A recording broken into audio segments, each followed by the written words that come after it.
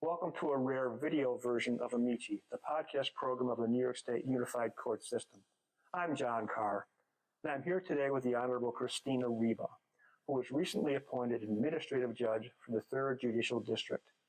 She's the first woman and first person of color to ever hold that position, ever. She's a graduate of Skidmore College and Albany Law School. When Justice Ryba ran for Supreme Court, not quite a decade ago, no black person had ever won a seat in Supreme Court in any of the 28 counties of the Third Department. That amounts to a little over 45% of the state. We'll be talking to Justice Ryba today about her journey, her dreams, and her aspirations for the Third Judicial District.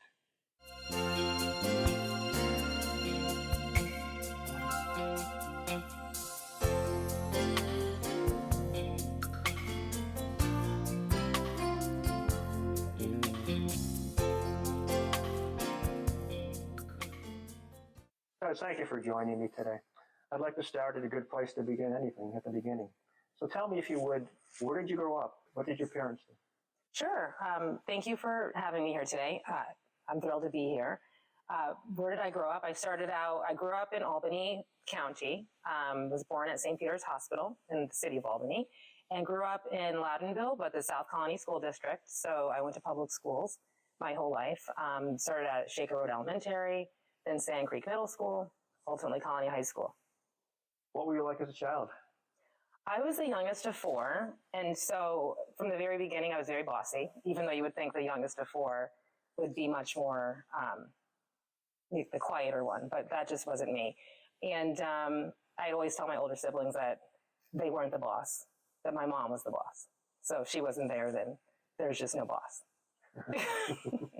Is that still the case with your siblings? My siblings, the funny thing is now, early on, I became the mediator. So for some reason, so there's four of us.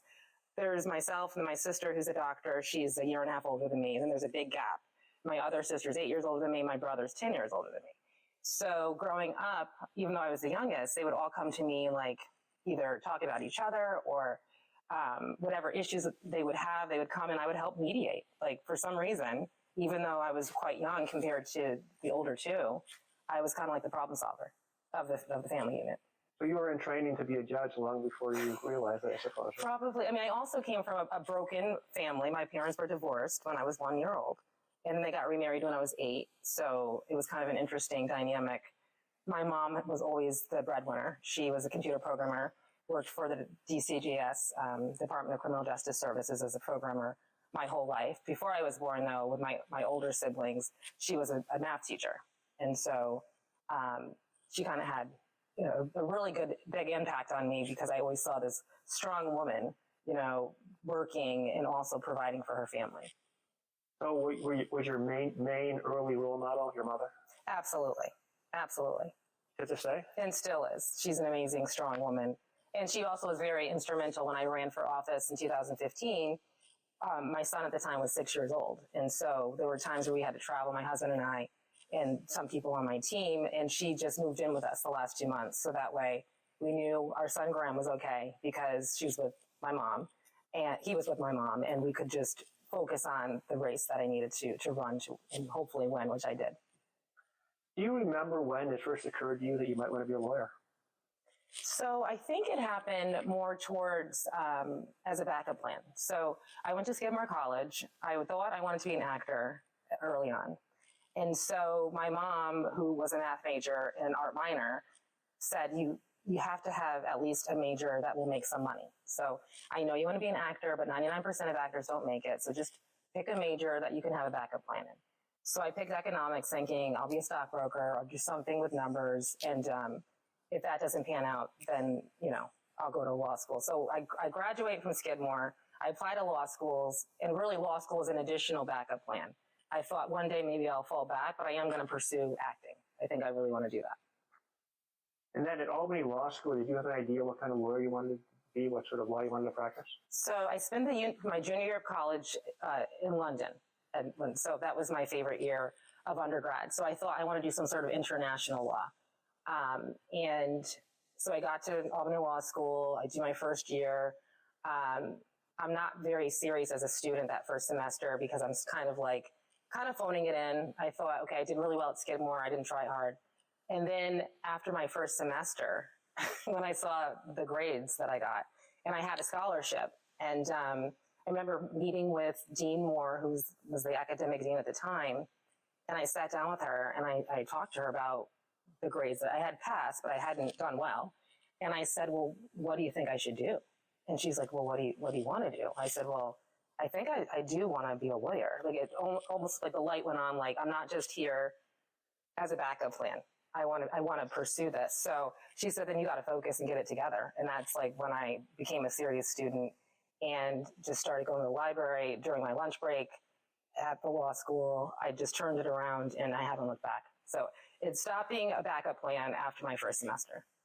Now, when you graduated, you had some significant positions. I mean, you worked for a large law firm, Nixon Peabody. You were a litigator with the Attorney General's office. You worked for the Albany Corporation Counsel's office. You served as deputy director of the Albany Community Development Agency. How did those varied experiences position you to become a judge?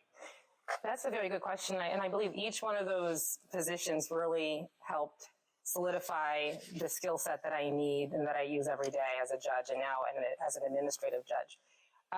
For example, deputy director, that was a position that I was appointed to early in my legal career. I was at Corp Counsel. One of my clients at Corp Counsel was the Albany Community Development Agency. They brought me over as general counsel, and soon thereafter I was appointed as deputy director. So I'm about in my early 20s running an agency along with the director of several, maybe 50 individuals, all of who are older than me. And so I had to learn a management style that really supported active listening and making sure that I built a rapport with my colleagues, because I wasn't intimidated. I didn't look like an intimidating person who could just tell somebody, do this or you're going to get in trouble. And I realized when I was in that role, despite what I had learned in law school, which is black letter law, I applied a lot of the facts, there's a lot of social work involved when you're a manager. If someone's not showing up on time, it's not necessarily that they don't care about their job. They might be having something, there's something going on at home, or they might have something, a health issue, mental health issue.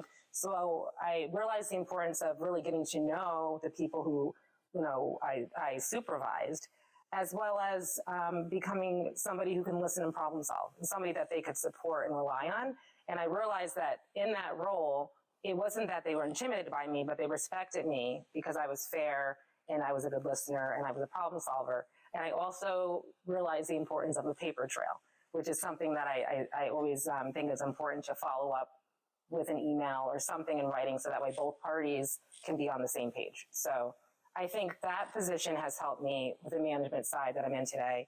And then with regard to the litigation experience, early in my career as a lawyer, I decided I thought one day I want to be a judge. And I was lucky enough to have met a woman named Rachel Kretzer, and she was a city court judge at the time. And I was a little bit involved in politics. I was working as a I believe at the time I was an assistant corporation counsel, and had soon, actually I think it was after I had been moved over as deputy director. So she comes in for an interview. I'm on a panel for people who want to be selected as the judicial candidate for the City of Albany judicial position. I'm on the panel that reviews it, and Rachel comes in. She goes to this interview, and I'm just amazed by her credentials. She's a pilot. She's worked at the AG's office. She was just fantastic. So when she was leaving, I believe we had unanimously selected her as the candidate, so that was all done. So I went up to her and just said, I'd like to support your campaign. Is there anything I could do to help? And she said, absolutely. And so I became part of her campaign, and she just brought me to so many events over the summer. We became friends, and she became a mentor to me. So I really think that having her early on as a mentor helped, because I had this great position as deputy director, but I wasn't really practicing law in the courtroom.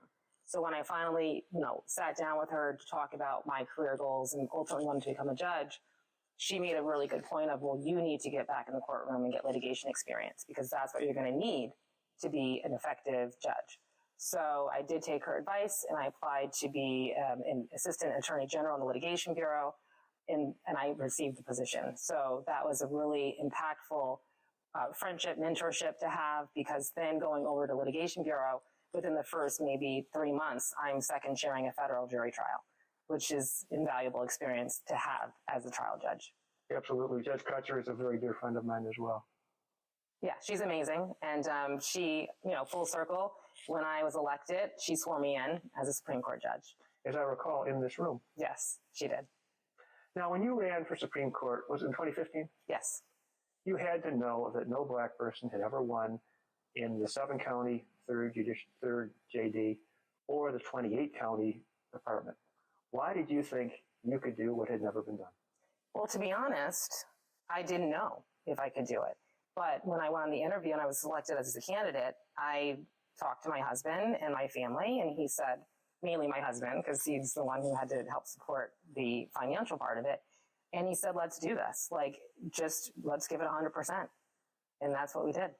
But I didn't know for sure, because when you don't have someone that looks like you in a role that you want, there's that in the back of my mind, there's always, well, what if they're not ready?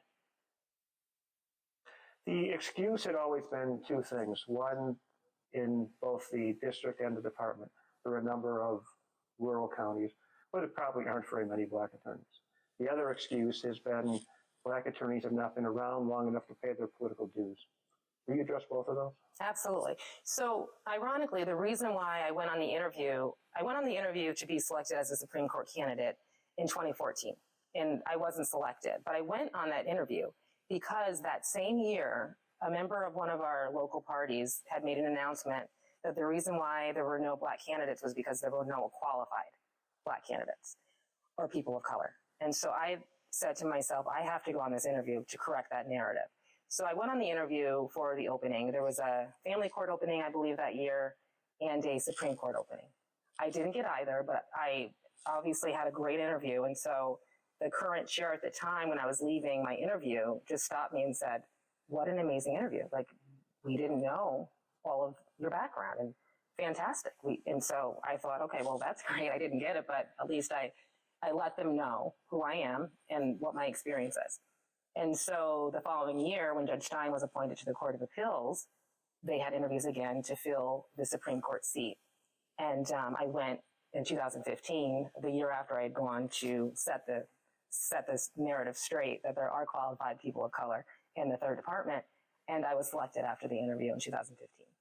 There have been qualified people of color in this district for a long time. Absolutely. And in my experience, I don't know if this is telling or not, but most of them, if they become a judge, go elsewhere.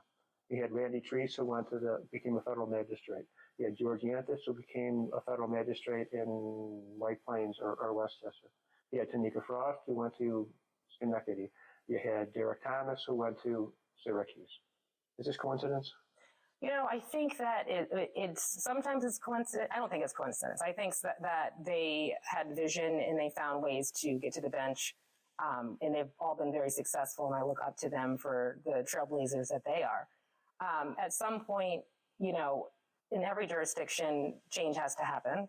And it just so happens that I'm the one who was selected and ran the race and won. But after me, it's clear that the third department has qualified people of color because we have Judge Rivera, we have Judge Kevin Bryant, we have Sherry Brooks, we have Will Little, we have Rita Rice, and now we have Jillian Faison, we had Helena Heath, who was really the trailblazer who started it all on city court.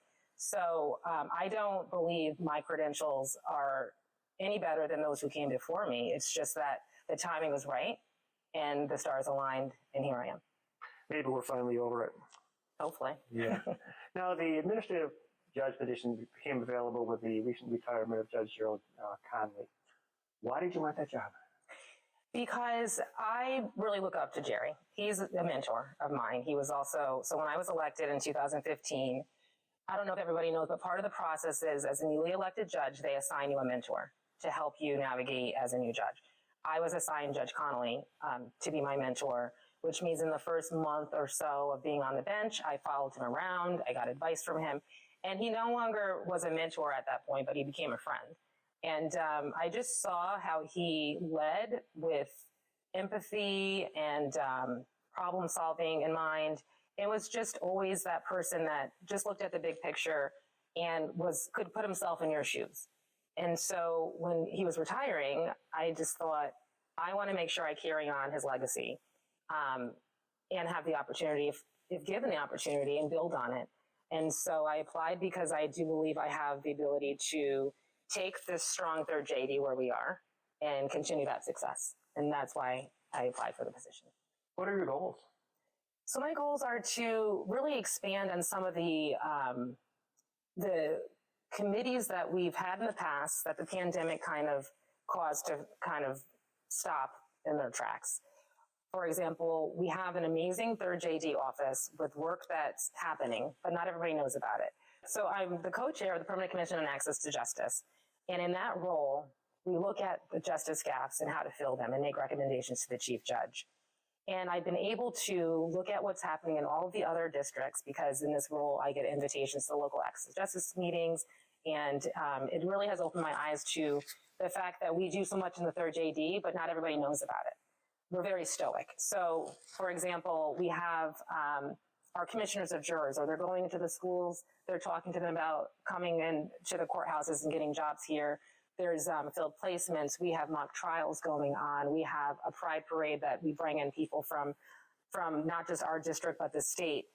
We don't necessarily put that in a newsletter, but we know what's going on. So as AJ, I would like to connect the 7 counties in the district to make sure that we know what each other are doing and build upon it. So we're starting a newsletter. The first issue will be this month in June. We've also brought back our Equal Access to Justice Committee, which kind of went dormant after the pandemic. Not the work, because Anna Wilkinson's been amazing as our justice coordinator, but we're now going to have this committee that can do programming similar to what we see in the 4th and the 6th judicial districts. I'm super thrilled that Laura Jordan and Judge Jordan and Judge Chaudhry are now going to co-chair this committee. And so it's things like that I would like to see highlight the work that we do in the community. We're doing it, but we don't all see it, and we don't all have access to what's happening in each of these other counties. So I think a shared calendaring will be implemented so that way we can volunteer together and get into the community together. And then I think big picture, we need to look at ways to sustain what we're doing well. And I think we also need to be prepared for issues with budgets down the road. I think right now we have been so blessed to have a strong support of all of the initiatives that we have going for us here in the state and in our district in particular. But I think we have to maintain the ability to be nimble and think about programming and moving forward with also the knowledge that budgets can not always be as robust as we would like. So I think we need to be prepared. You mentioned co-chairing the Permanent Commission on Access to Justice. Is that a role you can continue while being administrative judge? I do think I can continue it, and my goal is to stay as co-chair. I have 2 amazing co-chairs that are working with me, Judge Marnin, who's recently been appointed, I believe, a few months ago, and Janet Sable. Both of them are great to work with. We have Helen Heath, who just started as our executive director. And so I believe because we have the support of each other, and I'm so focused on access to justice as just something that I want to continue to build upon. I think having that role and that connection to a statewide commission in my role as an AJ in a district really is a good connection. So that way I can make sure that we're on top of what's happening, and we're staying involved in a way that is trending with the goals of our state and our chief judge. Access to justice is obviously very important to you. Why is it so important? I think, well, it's so important because if you don't have an attorney or you don't have the right advice, it's the outcome that's unfair. When you talked about what makes me unhappy, it's injustice. And I think not having an attorney represent you in a way that gets you the outcome that you deserve is unfair. And so for me to be part of an organization where we can come up with recommendations so that way we can fill these gaps and make sure people get better representation or access to the courts or answers to their questions so they know how to navigate, that's what makes life fair. And I want to be part of that solution. I'm glad you're part of it. Thank you. There's a book here that is more than just a prop.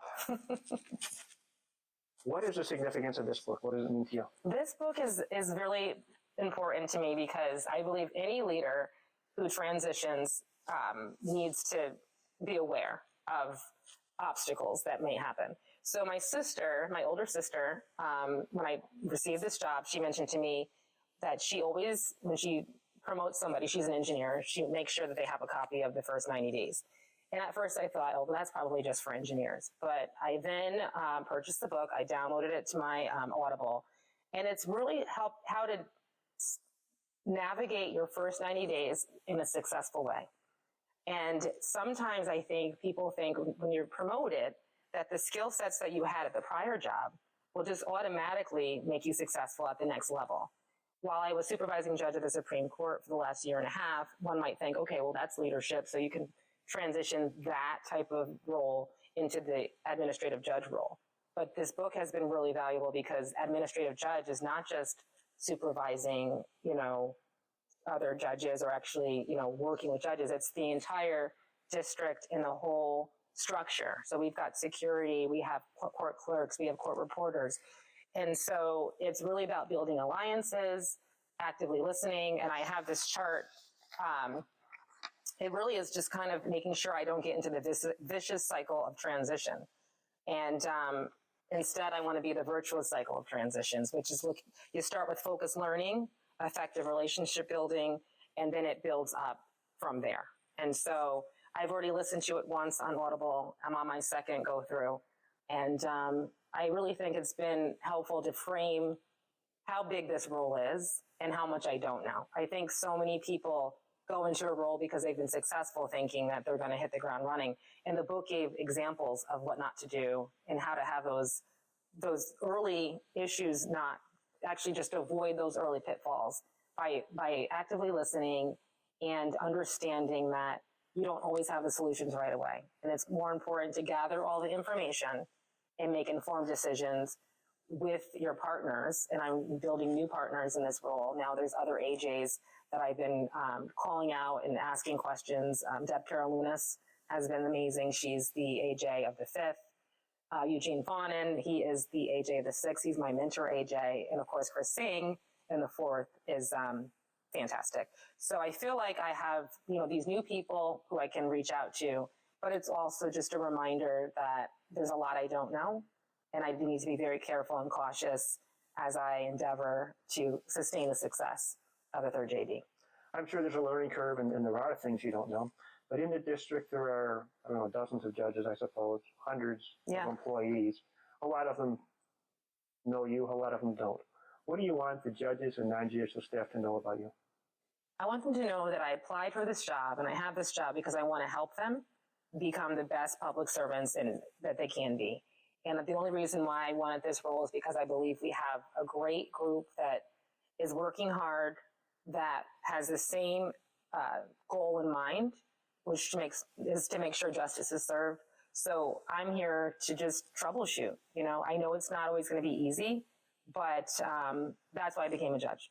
I like to solve problems. I love to help people meet in the middle. And I think that's really that's how life is. A lot of times there's things that you want to go a certain way, but then there's restrictions on what you can do.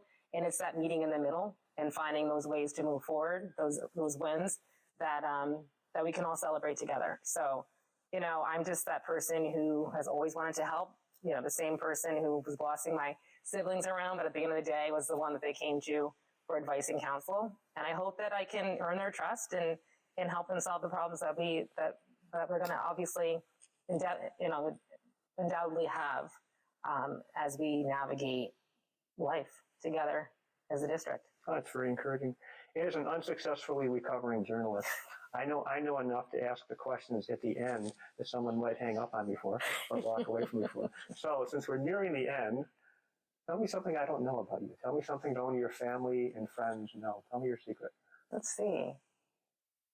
Well, I was the Tulip Queen of Albany. Oh, really? Yes.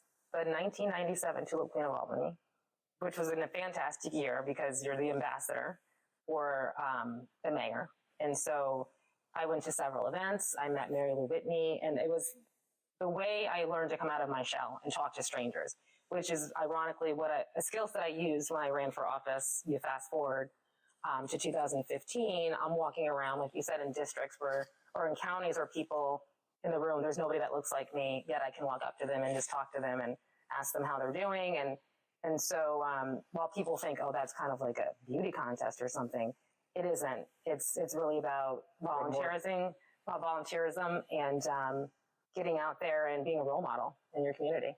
more of a talent contest than a beauty contest, right? Yeah, well, there's no talent involved. It's really the ability to interview well and set your platform for the year. You had to go on the interview and tell them what you would want to do. Mine was the mayor's literacy program. So I traveled schools in the city of Albany, and I read to kids and talked to them about going to college. It was the year before I went to law school, so I knew halfway through my year that I was an admitted student at Albany Law School, and could talk to them about how to get where I was. There's also brings you back to your childhood dream of becoming an actor of sorts. Absolutely. There's a little bit of that involved in that role, I'm sure. Absolutely. And the thing is, too, as a lawyer, when you're doing an opening statement or a closing statement, there's an element of acting in that as well. Absolutely. Yeah. What makes you laugh? You know, I think a good joke. What makes you sad? Poverty. What makes you mad? Injustice. And finally, tell me about your family. I remember a cute little boy here on the day you were sworn in. He came up not quite to your waist. I guess he's a little taller these days. He is. He's almost 6 foot. He's 16. We're looking at colleges right now. So we'll be an empty nester probably in a year and a half. So I'll start counseling. Only kidding. That'll be great. My husband, he's still very supportive. He's in the IT world, and we have a great dog. He's 12, Truman, Shih Tzu. He runs the household. And my mom is still doing well. She comes to visit periodically. My brother is one of my favorite people. He's 10 years older than me. He is in a new relationship. He's gender fluid and fabulous. And then my 2 sisters are great. The one's a doctor, and she and I speak every morning. She's my best friend. She's got a daughter, 1 child, and so we have that similar 1-child dynamic in our households. And then Sharon is like the other middle child, 8 years older than me, and she's the one who recommended the book. So she's always supporting me in my professional life and personal life as well. Thank you so much for your time and your insight and your openness. This was fun. It was. Thank you.